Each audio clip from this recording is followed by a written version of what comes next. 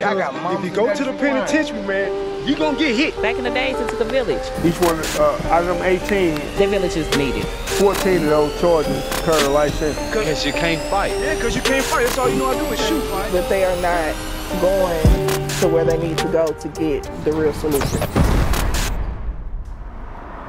All right, thank y'all for tuning in today. We got a special guest in front of us. We have Mr. Bobby Bostic. And if you guys have not heard his story, he has a very interesting story that we want to first thank him for sharing with us. Bobby, can you introduce yourself? Bobby Bostic, St. Louis, born and raised. Okay. All right, so look, let's just hop right into it, man. You have an interesting story. You're the gentleman that went to jail and was sentenced for how many years? 241 years. 241 years. Yeah. Okay, so let's go ahead. 241 years. Let's just jump right into it and say, according to statistics, the average black male doesn't even really live to see 70 years old. So you were locked up for maybe about 3 to 4 lifetimes, or you were charged and sentenced with about 3 to 4 lifetimes. Yeah. Let's talk to the people. What gave you that type of sentencing? Well, this was 95. A lot of unnecessary violence was going on. A lot of it was being committed by youth like myself that had no direction or guidance. And at that time, it was a drought. I used to sell crack cocaine, but it was a drought of drugs, so I could start committing small-time robberies. The night I got locked up, it was an unplanned robbery. Some people was in the neighborhood that were only drug dealers and families be over here. And we didn't know them, so we just decided to rob them. It was an instant, unplanned robbery. And there was 6 people in the car, but when you get charged, when you pull out a gun, even though only 2 of them got robbed, you still get charged with everybody out here. So that's what led me to getting 14 charges on my the first crime. And then 20 minutes later, I went over a girl's house, and then I left her house and committed another robbery. It was within the 20-minute time span. That lady there, she was robbed and kidnapped at gunpoint, and we put her in the car and took her like 8 blocks and took her stuff and put out the car.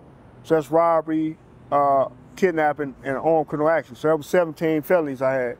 Then when I got arrested in her car, a short time later I got pulled over in her car, went on a high-speed chase and got caught with marijuana, and that was 18 felonies I was arrested for. All right, so that was a lot real fast. That was a lot real fast. So we're gonna rewind this, we're gonna rewind it back real quick. So what year was this? It's 1995. And where did this occur at? What city? It occurred in St. Louis, Missouri on McCree, notorious neighborhood called the Dark Side. Okay, and at the age that you first got apprehended and locked up, how old were you at the time? I was 16 years old. You were 16? Yeah. And a second ago, I heard you say that you was in the streets, selling crack, serving and everything. Let me ask a question. Like, at the age of 16, what made you get involved into, drug trade and, slanging, hustling? Oh, that was where I came from. Neighborhoods, our role models was drug dealers. I didn't gravitate towards nobody, doctors or lawyers. We didn't even have those role models. So the neighborhood drug dealers was my older friends who I looked up to, and I started selling drugs. And I was making a lot of money at that age, and I felt that was the way to go. I didn't see the end result because I couldn't see that far. But now I can, but I didn't know then. Okay, I mean, that's respectable. I feel that. So you said something there. You said in the neighborhood, that's what you saw. You saw, drug dealers and whatnot. You didn't see doctors or lawyers. Let me ask a question. How important is it, as an older gentleman now, how important is it for you and just people to see successful people in their upbringing, in their neighborhoods, in their community? Oh, it's very important, right? Because without nothing to strive for, you don't have nothing to strive for. If you don't have nothing to reach for, it's no goal to reach for. And the only thing I could reach for was what I saw. But now I know better, and that's why youth today do have a lot of more positive role models than we had, because they got access to the internet. They watch videos, they watch TikTok and YouTube all the time, and they see their stars right in front of their face. but everybody can't be a star. Everybody don't have talent or the skill set to be a superstar. Some people can work and you can still be successful in being a successful entrepreneur or just a successful working place. Because to me, real success is somebody that go home, that pay bills every day, to take care of their kids, and they ain't going to jail. That's real success. We know that in prison, when we stuck in there for a life sentence, we know what success is. So the guy who went to school, who worked every day and took care of his family and just lived from paycheck to paycheck, that's a success story. Somebody else may say it ain't, but it is, because when you sit in the cell with a life sentence, you know that that's success, because you'll rather be doing that any day than sitting in a prison cell. All right, speaking of prison, once again, you were sentenced to 241 years. I couldn't imagine it when you heard. Matter of fact, let me ask this. We're sitting in front of the court building. Is this the court building you were sentenced at? Oh yeah, right here, man, on Tucker, the Civil Courts building, right across the street in the background. Y'all looking at the very building that I was given on the 6th floor. On the 6th floor of this building, that's why I was sentenced to 241 years. And the sentence, it wasn't just a still sentence. The judge pronounced my sentence hearing. She told me that Bobby Bostic, you were down in the Department of Corrections. So it wasn't no illusion that I was finna get out. She made it clear on record, like, you were down in the Department of Corrections. You don't go for parole to 2,210.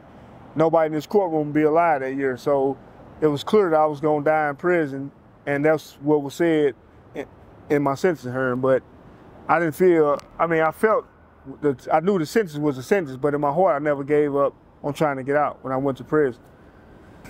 All right, so Bobby, I'm gonna be honest. This day and age, we have a word called crash out that we use, and especially the younger generation, they use that all the time when they feel like that maybe their homeboys or just people in society are doing things that maybe they don't have to do, but they're doing it, and then those things lead them down a path of, like, you know, jail or even death. At 16 years old, I think it's safe to say that you were a crash out at that point in time. Yeah. May I ask, a lot of people always ask, where were the parents? Where was the village? Did you have parents or a village? Did you have a mother or father in your life? Yeah, I had a mother. When we crashing out, it ain't even what our parents did. It's what we choose to do. We out here following our peer pressure, trying to fit in, trying to gain a name, or just not thinking, right? So I was crashing out. Specifically at 16, the stuff that I was doing was what we'll call crash dummy stuff, or crashing out. But I didn't look at it like that at that time. I couldn't see beyond tomorrow at that time. So the way we was living in the streets, man, at my age, my peers was getting killed. I was at funerals on a regular basis, so I didn't think I'd live to be 18. So I didn't care. So at that age, that's how we live in the streets, man. And people would never understand why youngsters think like this or feel like this, right? But you got to tap into their heart and soul to know why they feel like it's them against the world, why they don't care. When people look at youngsters and be like, man, these kids don't care no more.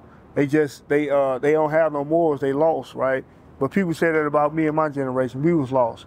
But my generation now, look at these kids and be like, man, they ain't like us, but we wasn't like our parents, we was lost too. So it was only in prison that I realized that I was lost, right? That's why I wrote a book about the younger up-and-coming generation, right? So people can understand the mentality of kids, man. Why they out here in the streets, why they feel hopeless, and why they don't care. All right, look. You brought up interesting, you just said something there. You said your generation wasn't like the previous generation, and then a lot of times this generation says the kids are lost and etc., right? Yeah. With that being said, I think you touched on something there. A lot of times, you know, we read comments on our threads, and a lot of people say these kids are just different. We weren't like that. But you're living proof that, you know, at 16, you know, kids were out there selling dope. You're living proof that, you know, at 16, kids were out there robbing. Yeah. You're living proof that at 16, you know, you was wilding. So I think that was very important, because it's pretty much like a correlation in my opinion. This is my opinion. Yeah. It's a correlation. It might look different, but sometimes the same things are being done. Just like right now, a lot of kids walk around with ski masks on, and back in the day, you know, game banging was real tough. Yeah. So the ski masks back then looked like blue rags or red rags. Yeah. You know, just my opinion, my 2 cents in there. How do you feel about that? How do you feel about what you were doing now compared to what some of the kids right now, and not just kids, the young adults are doing? Okay, like 3 different times a week I go into juvenile detention centers and teach writing workshops. But when I go in there, people be like, man, you wasting your time, man. These kids are not like us. And I'm like, well, our parents said the same thing about us, right? And looking back, I was lost just like them. Where they get, only thing different is they may have access to more guns than we had, but we had a lot of guns out there too. We was doing the same stupid stuff that they doing, man. So they not hopeless. They may be different, but they still, we was the same way as teenagers, man. We just, some of us is wilder than them. So I don't say that they are lost cause. I don't say they're hopeless. We the same as them. Only thing different is the times that change, but they the same people that we was. We just got to reach these kids because like me, when the judge threw away the book, it wasn't no hope. It was like I was a lost cause. But now look at me. Now that I've changed and matured, these kids we see today that's doing wild stuff, one day that they live to be 35, 40, 50, they gonna grow up and be mature too one day. So we can't just give them up. And plus, these are our kids we talking about. These are literally our kids. It's your sister kids, your auntie kids. These are our kids. We can't separate ourselves from this generation that we saying lost because they just need to be found, and we the solution. So let me ask this, at 16, a lot of people don't know, but the human brain is not fully developed. So at that point in time, your brain wasn't a fully developed, mature brain, and you were out here doing those type of things. Let me ask this, why do you even go into the jail systems right now, the juveniles, and speak to the kids? What do you get out of it, and what do you feel like they get from it? I go in there because when I was sitting in the cell, man, I had a dream that if I ever get out, I was gonna go teach the kids, because I'm like, man, if somebody would have talked to me, not especially somebody that lived their life, right? It's a difference. Kids, they kind of rebel against people that feel like they can't relate to them. It's like when our parents, we don't listen to them, we think they're old-fashioned or whatnot, and we don't want to listen to them. But kids, they rebel against people that don't understand them, or they shun them, right? They have their own language. You know, kids have their own language that their parents probably can't understand. But the reason I go into the juvenile detention centers is because I want to use my story to reach these youth. Like, man, this very seat you sitting in, I just sat in, man, this is not a joke, man. I sat here, didn't think I would be certified, didn't think I would be given 241 years. In my wildest imagination, I think I'd get that type of time for no robberies, right? I'm telling them, like, man, you can get this time. The same thing that juvenile crime costs 6 months for, you can end up getting 60 years as an adult, right? So my purpose of going in there is to use my life example as an example to kids. So when I pull out a newspaper article and they see the 241 years, it becomes real to them then, like, hold up, man, this dude ain't just talking, he just lived this. I just did 27 years for my stupidity, man. And you got a chance right now to get out and do something right with your life. And if you don't, then it's just the consequences, man. And the reason I'm giving back is because once you grow, you got a duty to give back. Once you mature and realize the damage and harm you did to society, you got a duty to give back to your community. And me going back into talking to these youth is just giving back and trying to reach those that people feel can't be reached. Those kids got a lot of potential. I see their potential. So I'm going in there to try to pull out their potential. Like, look, man, here go. This is how you write a business plan. This is how you write your 5-year plan. I teach them how to write their whole business plan out, go get the funding for their goals, et cetera, because if somebody, I can't tell a kid to get off the street if I don't bring them resources. I can't tell him to stop selling drugs if he ain't got nothing to eat. So I got to give him a resource like, look, I'm gonna take you down here when you get out to get this job, et cetera, et cetera. So I see their hope and potential. So I go in there to pull out their potential, and I go in there to help them not repeat the mistakes that I did.